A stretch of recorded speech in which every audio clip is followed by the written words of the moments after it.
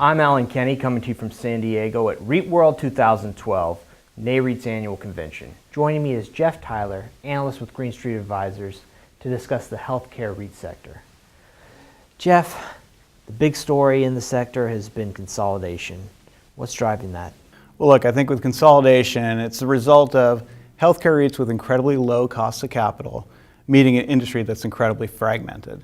So following the recession, what you saw was investors gave healthcare REITs a bit of a safety premium because they were perceived as defensive and less likely to be tied to the general economy.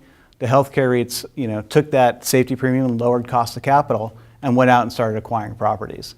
And they did it so effectively that now investors give them a bit of a growth premium too for their external growth story. So that lowers their cost of capital even more.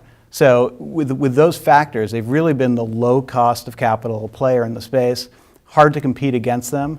And I expect that this consolidation story that they've started will kind of continue. So what's going to be driving it going forward? Do you really think that there's momentum behind this looking ahead into 2013? I do. I'm hard pressed to think that it's going to continue at the same torrid pace that we've seen. I mean, it's been about $40 billion over the last 3 years. Hard to keep that kind of pace up. I do expect it to continue in the future. It may be slightly different property types too. So far it's been senior housing and skilled nursing. I could see a scenario where maybe they start to look at hospitals as healthcare systems, try to adapt to the challenges of Obamacare. That might be a few more years down the road, but that could be a direction it goes in. So over the next year or so, I think I see continued consolidation, maybe not at the same pace, but still moving in that direction. Like you mentioned, there are a lot of different kinds of property types in the healthcare sector.